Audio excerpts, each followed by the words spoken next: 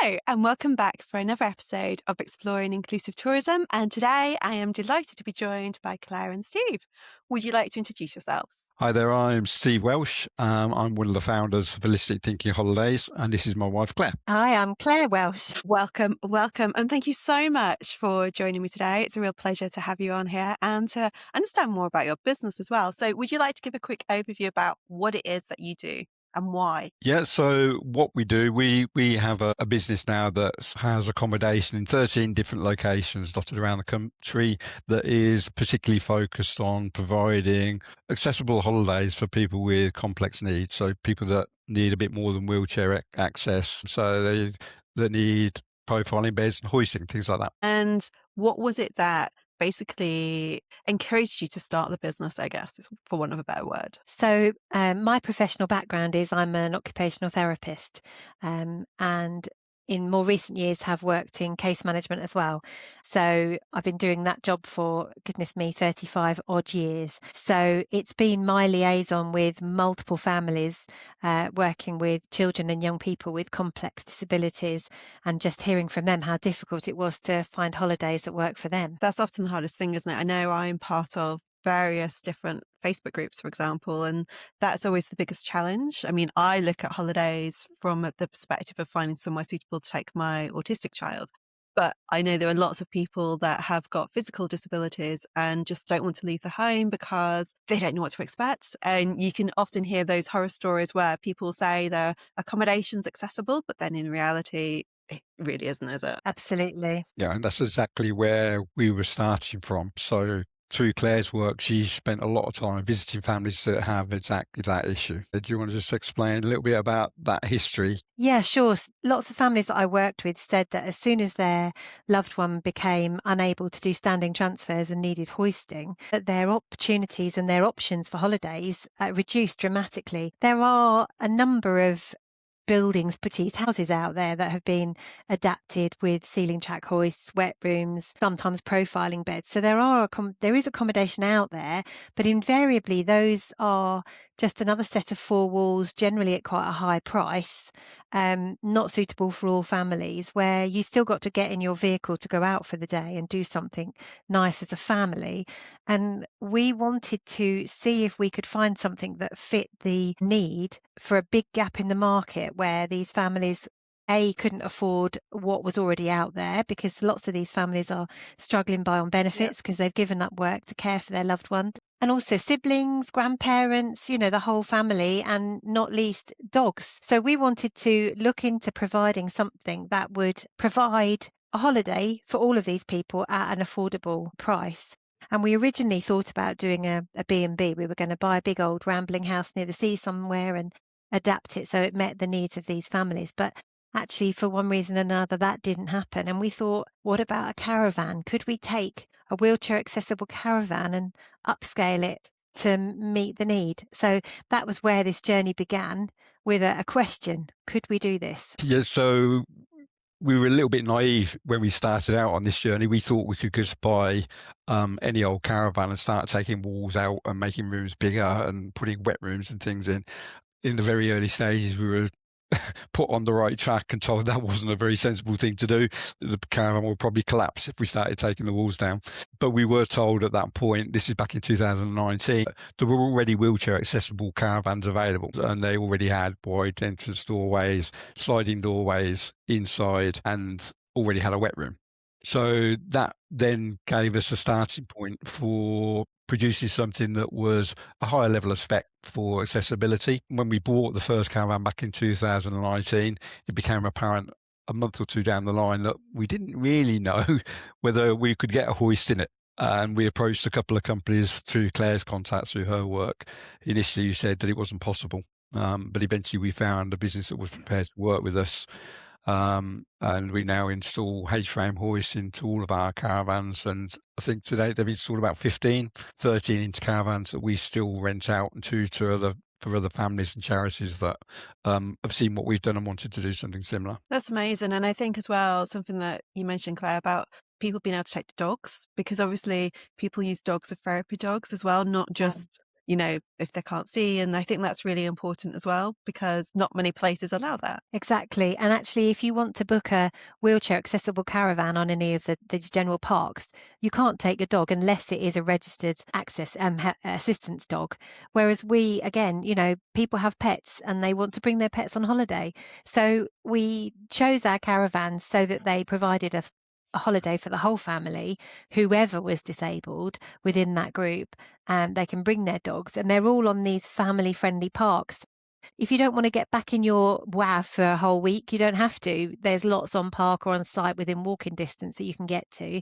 And there's lots for siblings to enjoy. And hopefully it is something that meets everyone's needs. What's been kind of like the biggest surprise for you on this journey? I think the demand. We knew there was a need for what we were providing. I think we've been amazed at just how big that demand is. I already mentioned, we now have 13 caravans dotted all around England and Wales. Certainly during the major holiday periods, we can't meet the demand for the people that want to use it. Whenever we put one in a new location, once people realise we're there, we get booked up really early. We've been taking bookings already for 2027 and 2028. So I think that's probably the biggest surprise, is just how big a need there is out there that stretches beyond what we're currently catering for. Is it like, are there many competitors, I guess, within what you do, or has it surprised you in the fact that not more companies are doing things like this? Certainly in the level of the market that we're catering for the affordable end, there is nobody really providing it in the scale that we are. There's one or two families that have their own caravans that they've adapted and are then renting, but there's nobody else that's tried to tackle it as a kind of UK-wide venture like we have. And it is surprising, and it's something that we've spent a lot of time in the last 12, 18 months talking about why that might be and what we can do to help to change that as well.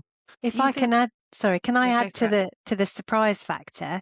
I think I've been surprised, might even say horrified, by some people who've used our caravans and then have said, we haven't been able to take a holiday for years and years. Yeah. And I think the desperate sadness of that for these families has really hit me, because everybody should be entitled to a holiday. Everybody should find somewhere they can go and blow off steam and just have fun with their family. So it has been quite astonishing to us, the number of times we've had really positive feedback from people with that sad undertone of, we haven't had a holiday for years until we found your caravans. And that has just been so desperately sad. And you just wonder how many more people out there are like that. What do you think it is that's stopping other people like creating a similar business? Because as you say, the demand is so high. So do you think it's just that companies don't want to go down that route because they feel like it's going to be a lot of effort, a lot of hassle, and that maybe the demand isn't there for some crazy reason? Or certainly if you talk to the holiday parks themselves, and I've kind of dug into this a little bit more deeply in the last couple of years and tried to understand why it is nobody else is doing it at a higher level, at the park level. And it seems to be that their lack of understanding of the market and just how big the demand is one of the reasons, and that's one of the challenges for them. And I think the fear of working in this market where there are people that need all this specialist equipment. And so it comes down to their knowledge of what's available, both in terms of equipment and demand. Yeah. Which it isn't straightforward. It's not cheap to set one of these caravans up, but it's not ridiculously expensive compared to what they're already doing for a standard caravan. And the equipment doesn't need much more in the way of maintenance than maybe a boiler or things that they're already getting people in to service regularly. It's just another piece of equipment. It isn't complicated. And so with the parks that you've chosen, what's kind of led you to choose those particular parks? Is it down to the facilities on site? Or is it down to just, I don't know, you thought that would be a great location, for example? Shall I take this one, Steve? Yep. Let's just take it in turns. So some of our parks we've gone on because there was a caravan on that park. So we found a caravan that's suitable for our family's needs and we've gone. But then all of our parks are checked out to make sure that they are the most accessible they can possibly be. So, for example, there was one caravan that we visited on a park in Kent, and we went round and had a look at all the facilities, and it just wasn't suitable. So that caravan wasn't one that we purchased. So we've mostly bought a caravan on a park and made sure that that park is suitable, but we have always made sure that the parks have something to offer the guests on site, and if not on that site particularly, really, really close by. So we are trying to create a model at each caravan that looks very similar, so that people, our guests, know what they're getting. So if they wanted to go to all 13 of the caravans that we oversee, they would know what they're getting in terms of equipment and internal provision, but they'd also know that there's a site or a local facility that provides them with some fun things to do. I guess it's almost that experience of, for example, sounds crazy, my son loves going to stay in a Hilton hotel because we went there one time and he knew what to expect. And then we've gone to different hotels, still with Hilton, and it's always like this type of room, this type of level of service, this kind of offering, and he knows what to expect. And I suppose that's the same sort of principle that you're following with the different parks that you've gone down. That's definitely the case. And a friend of mine described us as the McDonald's of accessible holidays, because doesn't matter which location you go to, you can expect the same experience. The equipment is identical in every one of the caravans. The layout varies a little bit depending on the models, but not hugely. And the provisions on the park are all very, very similar. But the other thing that we've found that's really, really important is to provide as much information about the parks and about the facilities in the local area prior to the families going. So they don't get a surprise, not just with the caravan, but they know what to expect with the site and the surrounding area before they go. So we cover all of those things on the website, and they get lots of info before they get there. Do you find, and I realise, I have my list of questions I'm going to ask, and it's as we're talking, as this always happens, I'm like, okay, what about this? What about that? That's fine. Do you find that there's a particular age demographic of people that are wanting to come to you, as in, is it a case of maybe more, I don't know, families with young children that have maybe got disabilities that are wanting to stay with you, or maybe adults that are based in a wheelchair, have complex accessibility needs? Is there sort of a particular demographic or not really? I think we have again been surprised by the variety of people who are using our caravans. So initially when we set up, because I'm a paediatric OT, we had a few of my families that I was working with go into the caravans, trial them out, give us their feedback, and they all had those holidays as part of a kind of a free package, because we just needed feedback to see how they were going. And we quickly developed a customer base of people with young children or sort of teenagers. But we've now got a wide selection of grandparents who are in wheelchairs who want to bring their grandchildren on holiday, or adults in their 30s who are being brought by their care teams. We have lots of care groups who are actually looking to use our caravans repeatedly to bring their clients, their residents from their care homes away for a holiday.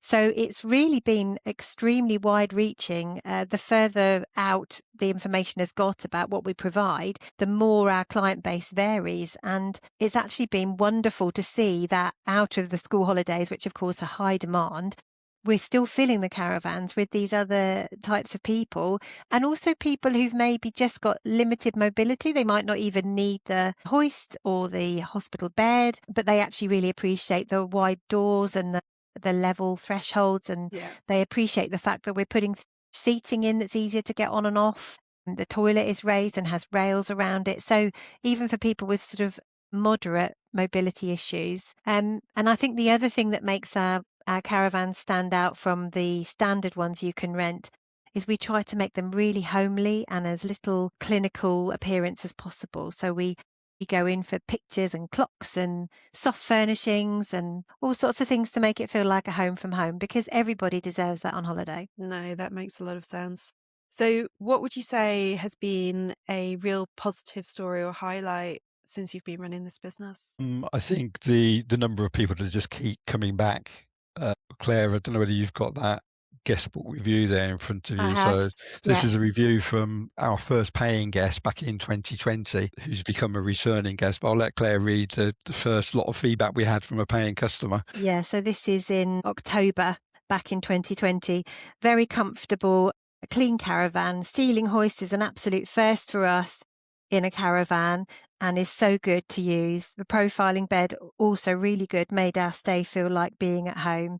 Everything was good. Coming this way for 30 years, and this is the best accommodation for us by far for my son Ben. And Ben is a young adult. He's a quadriplegic cerebral palsy, a young man who uses a powered wheelchair and a communication device. And he and his mum have now had how many stays, Steve? So 17. So amazing. I think they've stayed at 3 or 4 different caravans, but they've stayed on 17 different occasions. I think they've already got 3 holidays booked for this year. But I mean, that's one example, but we have multiple stories like that now of people that, well, almost every other week I'm getting messages like that, either in our guest books or via text and email. And so many of our guests are coming back. Over 30% of our bookings every year are repeat bookings, and that's even with us expanding into different areas. And the other thing that is great is that they love to share their stories both on social media and in their support groups. So it's free marketing for us. Yeah. They get a great experience and they just go out and tell all their friends and relatives about it. Can I just add to that? I think our guests book with an extra layer of confidence, Louisa, because we do a very unique thing where we offer a full refund right up to the day when they're meant to be going on holiday, because we recognise that our customer base never know when illness is going to hit, when surgery has been brought forward, when, mum or the carer is unwell. So their situations are often precarious, and they book with confidence knowing that if they can't go on holiday, then they'll get all their money back. And then Steve generally puts that on social media and gives it away for nothing to somebody else. So, we work with our guests to try and make their experience as positive and as confident as possible. That's just so amazing because, as you say, I think it's that recognition that you just never know what can happen. There could be a flare-up, there could be an operation, as you say, brought forward. It's an unpredictable life journey, isn't it? And so just to kind of have that reassurance, it's just amazing. I think that's such a good thing to do. Yeah, I mean, I think we recognise that the families that we're catering for have so many layers of stress in their life anyway. And this is almost certainly a reason why people don't book the accessible accommodation that is available out there. They never know what's around the corner. If there's a risk they're going to lose their money, if they ever have to cancel it, they're not going to book, or they're not going to book until the last minute. And then they find there isn't availability because there aren't enough people out there providing for it. So I think we've broken the mold a little bit with that model in that we generally are kind of 35-40% booked up before the start of a new season. And that's where people that don't know whether they're going to be able to go on the holiday or not, but they know that if they're not able to, they can just book another date or we'll give them their money back. No, and like I say, I think that's incredible. And I think from a business perspective as well, because at the end of the day, you have got running costs regardless. But I think to even offer those spaces, if they do get cancelled last minute out for free or whatever, it's an amazing kind of thing to do as well. What challenges have you seen, like even personally or professionally within the tourism space, especially in the inclusive tourism sector? I think at the park level, it's the lack of knowledge of this sector in that it's a fear of working with families that have this kind of need because there's this concern that something will go wrong with social media as it is these days. They don't want to make any mistakes. And I think the other thing is that the fact that there's this perception that it's ridiculously expensive to provide what we provide. You may or may not be aware there's a real shortage of accommodation in the UK provided for holidays that have hoists. There's something like less than 70 rooms in the whole of the UK that have ceiling hoists. And we provide 13 of those. Not that expensive. I mean, we're talking a couple of £1,000, but it doesn't take many bookings of a room that's going to be sitting empty for you to get that money back. And that's one of the things that we're trying to explore a little bit more this year, is to try and get that message out that it isn't as expensive as you might think. And it isn't just a nice thing to do. Yeah, it is a nice thing to do. And you get a nice, warm, fuzzy feeling when you get an email from somebody saying they've had a lovely holiday. But it is profitable as well, and there's a huge market out there that's being untapped. Purple Pound is 14.6 billion for UK tourism, and the money's there, and people are not spending it because they don't have anywhere to spend it. And that's the thing that we're hoping to change over the next 12 months, is to encourage other people to do what we're doing, not just across the park industry, but across hotels and any other accommodation as well. I think that's the problem though, isn't it? It's the stigma that for some reason it's deemed to be so negative, not just in terms of the costs involved, that initial outlay, because, companies are going to be able to recoup that cost, but just almost that fear of maybe if people do cancel, but then there are ways around that. Or the fact that, well, what if something goes wrong? Is it on us? And I think that's a real shame. Yeah, and I think we're not naive enough to think that something won't go wrong. You never know what's going to happen. I mean, equipment does fail. Yeah. The important thing is to have processes in place that if something does go wrong, that you're prepared for it. So an example of that for us in the early stages, we provided a ceiling hoist and everybody was loving it, but batteries failing hoists. And on a Friday evening, I'd have to do a mercy dash up to Norfolk because somebody had unplugged a hoist and the battery wasn't charged. Luckily, it was only just nearly plugging back in and it was all sorted. But off the back of that, we kind of realised actually we're quite vulnerable. If this goes wrong, all of our guests that need hoisting have got a problem. They have to go home effectively. So we now provide a mobile hydraulic hoist at every location so that if something does go wrong with the ceiling hoist, there is another alternative there. If we do get a phone call, and it can be any time of the day really when we've got guests in the caravans, that we've got a solution to whatever problem they come up with. All the equipment's on 24-hour service contracts. So there are ways around tackling whatever might be presented to us. I mean, both Claire and I's background are in kind of project management type functions in different sectors, but we both love solving a problem. We don't like the problems, but if they come up, we normally between us can find a way to get it resolved so that people can carry on having their holiday without too much disruption. Do you think there's also, and this is potentially a controversial kind of question to ask, but the stigma of welcoming people with physical disabilities, do you think that also puts companies off wanting to go down this route? Yeah, I think so. I think there is. I think it's improving. But I think there's a lot more needs to be done. I think the bigger organisations are certainly making inroads in terms of inclusive recruitment, but maybe aren't putting the same amount of effort yet into the inclusive experience for their guests. Certainly in the park industry, that's starting to change a little bit, but there's still a lot to do. Yeah, there's definitely a fear. It's really sad, isn't it? It's, as you say, there's such a huge demand, and there's that money as putting your business head on that can be taken. And yet there's just that fear and almost that, well, it spoils the aesthetics of what you're offering, which is crazy. Definitely. So what opportunities do you see emerging within this industry right now? There's definitely room for growth in the market that we're tackling alone in the park industry. And that's something that we're addressing, both with growing our own business, but also looking at some sustainability in what we're providing. So initially this was kind of a semi-retirement plan. It was going to be a kind of 5-6 year plan to get me through to the point where I could take a pension, but it's become a lot more of a passion now to make it something that outlives the life of our business. So there's a couple of things we're doing in relation to that. We're trying to work with the parks to encourage them to do things in the same way as we are, to up the spec of the models that they're renting out to their guests on site. The challenge for that is that there isn't one available. There isn't a caravan that you can buy off the shelf that has all the equipment in that we put in.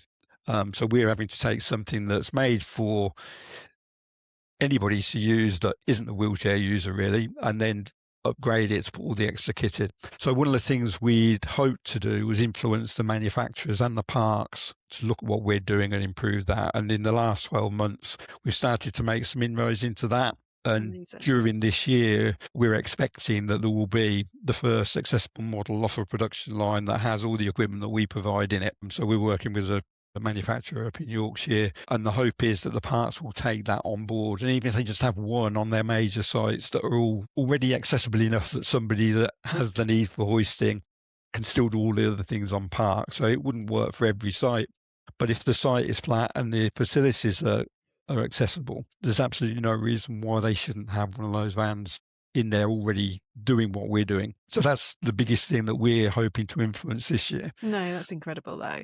Like just to kind of start to make those inroads, as you say, to get them thinking about, well, actually this is a possibility and this is the way that it could be done. And the impact, not just going back to the business side of things, but just the making it exciting for people to feel that actually they can go on a holiday again. Going back to what you were saying earlier, Claire, the fact that so many families feel so trapped in their own homes because they can't go to somewhere because there aren't those right facilities. So to just be able to kind of build on what you've already started would be incredible. Yeah. So do you have a favourite accessible or inclusive platform, resource or travel tip that you'd recommend to our listeners? I think we started very much on Facebook, and we were advertising our own caravans on Facebook. But then as time went by, we were finding so many specialist groups, because we know that the world of disability, they're communities within themselves, and their Facebook groups are numerous, all with maybe a different slant, different focus. But those groups are the groups that we wanted to get into and be able to tell them, look, this is what we're doing. Is it helpful for you? Would you like to use us? So that we could share what we were doing more widely. And that's really where we started on Facebook. But I'll let Steve tell you a bit more, because we've branched into Instagram and TikTok. I mean, whoever thought we'd be TikTokers? But Steve had some of our guests do some lovely videos of them using our caravans and doing a little kind of a tour. And there was a beautiful one done by a young lad and his sister. So the lad was in a self-propelled wheelchair and his sister is doing the narration, and he's showing us around one of our caravans in Selsey. And it has gone viral on TikTok, and we've got over 130,000 hits on it now. Yeah. Steve is going around bragging, saying he's a TikTok influencer now. I think he might be I think it's the children. It's the children that are the influencers. But, Facebook is where it all started. And I don't think we'd be where we are without that. Yeah, I mean, we still use Facebook pretty much as our go-to for advertising, last-minute availability and things like that. I think we're up to about 5,000 followers on our own page now. But some of the groups that we advertise in have got kind of 20,000 users. But that still feels like just a drop in the ocean when you consider that getting on for 25% of the UK population has a disability. Just under 250,000 people that need hoisting. Yeah.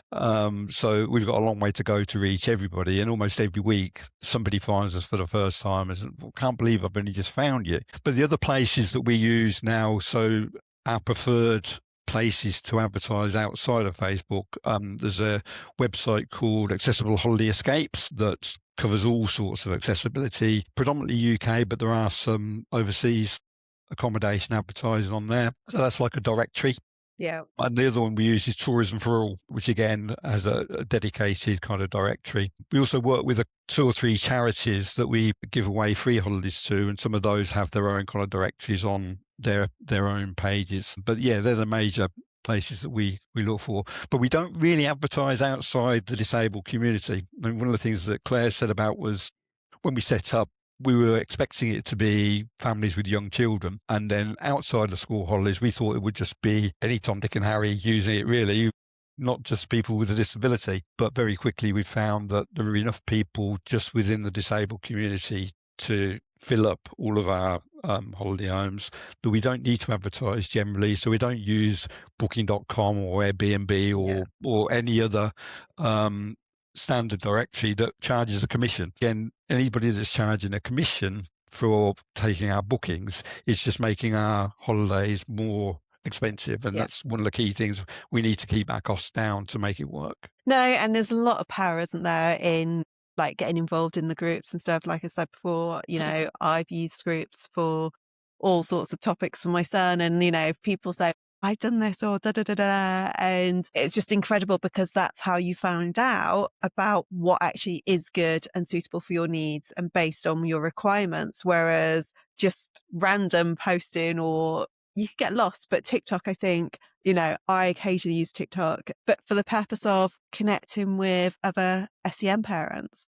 And it's such a huge community. And I think as annoying and as frustrating as TikTok is, I think that when you actually do land on something, the algorithm is amazing for then showing other people that content, and in a way that Facebook doesn't do that. So one of the other things about the Facebook groups that has really improved for us is in the early days, Claire and I were both keeping an eye on all these Facebook groups every day, looking out for posts and responding to the posts. We don't really have to do that anymore. Our followers and returning guests kind of jump onto all those posts for us and just recommend us. We then get it in as a notification that we can then expand on if we need to. So that saved us a bit of time and energy. And as I said before, it's free marketing for us. And I think that's it as well, Once you've been somewhere and you've had that experience, you just want to shout and share. Well, you don't, but you do, because you don't want everyone kind of taking those spaces. But at the same time, you're just so excited to have found something that fits your needs that you kind of then want to shout about it with other people. So that's amazing. So why did you want to be involved with our podcast, like in this wider conversation? I think we just wanted to, it kind of works towards our longer term aim to make what we're providing more sustainable. We've had people say to us, well, why are you trying to share what you're doing? Surely that's going to create competition and it's going to affect your business. We're actually looking at it from completely the opposite way. We know that we can't meet the demand unless Claire lets me buy lots more caravans. We can't meet the demand that's out there. And Claire's not letting me buy many more caravans, if any more caravans. So we need to make sure, and not just now, but beyond what we're doing, we want to spread the word widely, not just across the park industry, but across the whole of the UK, particularly domestic anyway, hospitality industry, that there is a need for more and more accessible accommodation for people that need hoisting. I talked a little bit earlier about the number of rooms in the UK that have ceiling hoists. There are only 7 or 8 in the whole of London, for example. Yeah. When you think of the number of overseas travellers that come in, apart from the millions of people in the UK that need a hoist, it's beyond belief, really, that there's so little out there. So the main reason for wanting to come on the podcast is to try and use the knowledge that we've gained over the 5 or 6 years to encourage other people not to be scared about it, and to look out for other organisations that are doing it and are doing it well, and ask them, because we've got so much information from our own experience and people that we've worked with that we're more than happy to share with anybody else that wants to adapt their own caravan fleet or has got a house that they want to adapt. I mean, Claire's background, a lot of her time has been spent in housing adaptations. Yeah. So it's not just for living in, it's for holidays as well. So if there are other people out there looking to do something like we're already doing, not necessarily in parks, but certainly not excluding parks, we just wanted to say we're here to shout and we'll be happy to help. It's almost creating that legacy, isn't it? Of, as you say, it's not just about the here and now, it's about that moving forward, which I think is such an amazing thing to do, because why shouldn't people be able to take a holiday? Absolutely. Yeah. And I think it's become our mission now. I mean, it's not really, yes, the business will help sustain us for a little bit into our sort of retirement years, but it's more of a mission, so that if in 10 years we are not at a stage where we want to continue the business, we want to be able to say that we've actually been able to push on lots of doors, talk to lots of lovely people like yourselves and your listeners, and we've managed to get it out there that we need to improve opportunities and choice.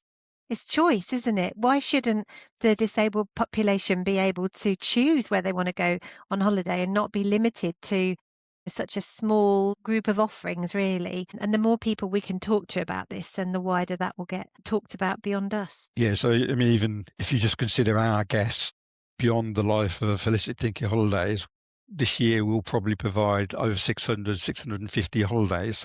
There's 650 families that without Holistic Thinking Holidays won't have a holiday. Yeah.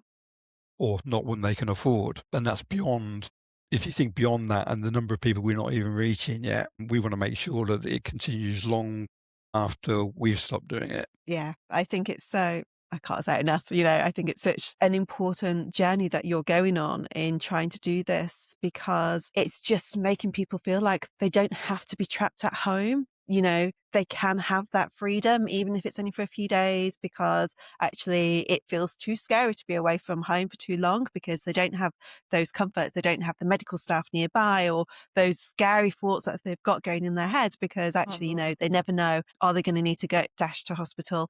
Are they going to have to go through all the rigmarole of all that and the staff not understanding? So just to be able to have this and to be escaped for a few days, a weekend or a week, whatever it might be, I think is an amazing thing to do.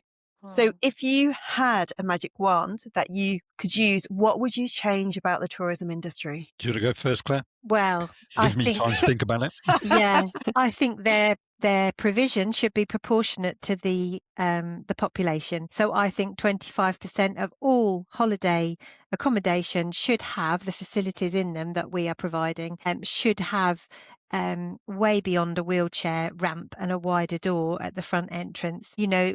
We are catering for the complex physical disabilities, and the wider tourism providers should be thinking about these people as part of our community and not as a kind of an annoying little tag on that they just don't know how to provide for. So we want to improve the awareness of them to make them realise that this group of people need a holiday just like everybody else and they should have choice and opportunity. So the magic wand would be waved such that it's proportionate and everybody gets that choice. Yeah, I think within the particular sector that we're in, so along the same lines, most caravan parks now have kind of 4 or 5 wheelchair accessible caravans, the bigger ones anyway, but they are literally just a wide doorway and a wet room with no extra equipment. I think as a starting point, we'd like them to consider having at least one that has all the equipment that we have. I think one of the things that scares people is the thought of going to that extreme that Claire talks about and having everything that's accessible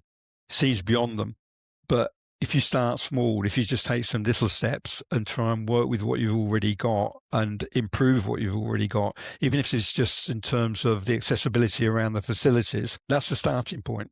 And I guess the other thing would be to make the information about what's available more accessible.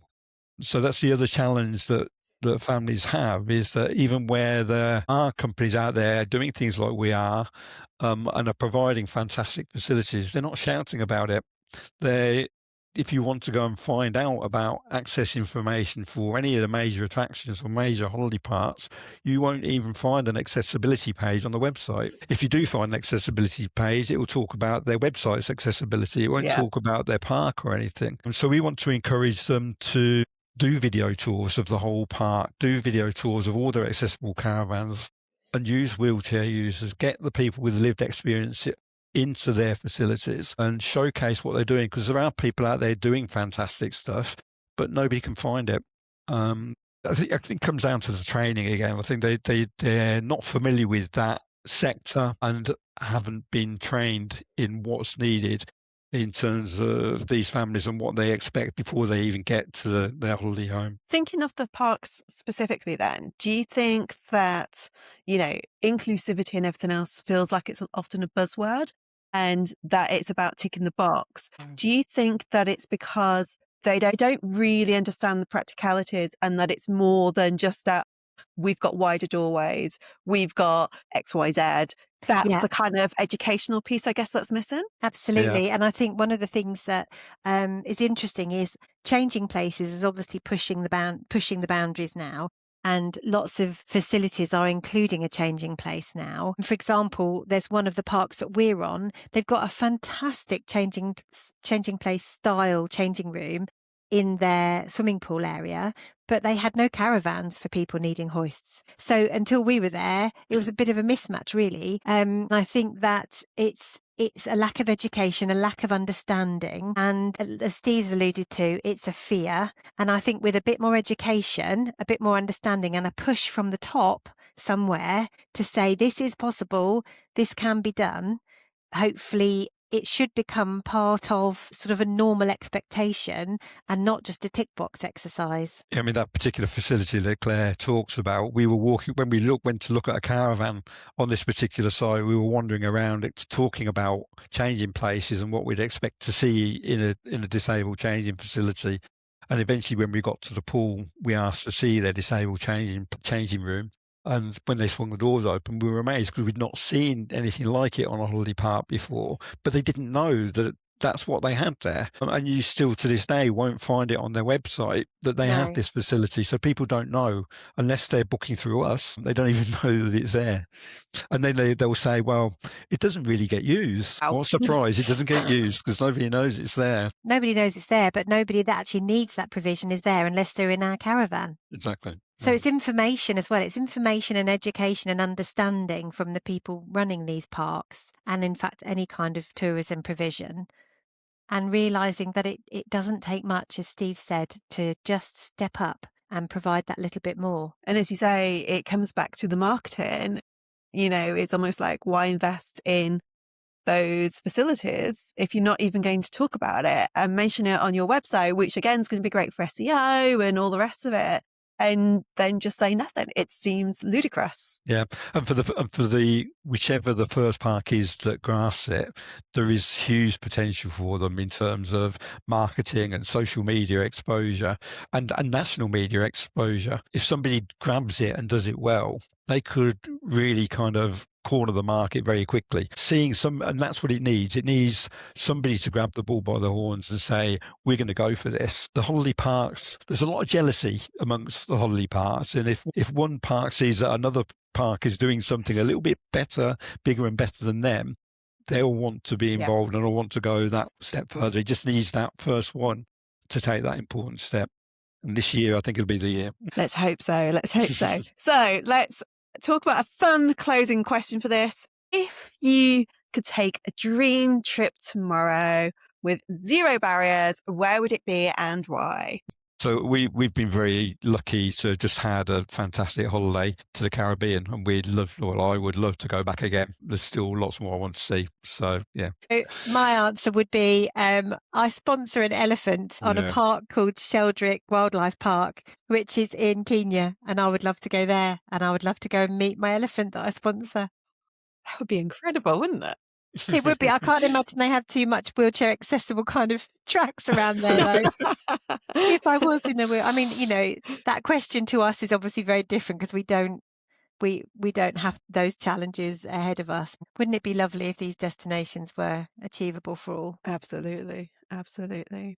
Well, thank you so much for joining me today. It's been a real pleasure, genuinely, to kind of chat to you and to understand about what you're doing. And as I say, it really does sound like you're creating this legacy, and hopefully it's going to inspire other companies to kind of develop their own places, hotels, Airbnbs, caravan sites, whatever that might be, but just to start to realize the potential and opportunities that are out there, but also not just from a tick the box business perspective, but actually from like an ethical, morally wanting to be able to offer this at a price that isn't just outrageous simply because, they've got accessible places, which just, I just hate that fact. So do we. So we are going to include your contact details and everything in our show notes, but would you just like to tell everyone how they can find you online? I know you've mentioned TikTok and Facebook. Yeah, so if you search any social media just for Holistic Thinking Holidays, you'll find us. And I don't do any silly dances on TikTok. And then our website is www.holisticthinkingholidays.com. That's amazing. Thank you so much, Claire and Steve. It's been an absolute pleasure to chat with you today. You're very welcome. Thank you. Thanks so much for listening. I'm Amy Walters, brand and design expert. Our aim is to make tourism work for everyone, powered by lived experience and expertise. And I'm Louisa van Vessem, a consultant, mentor and facilitator. And together we help tourism businesses build inclusive strategy and design that actually works. You can find us online at Inclusive Tourism on Instagram and LinkedIn, and check out the show notes to connect with us. See you soon.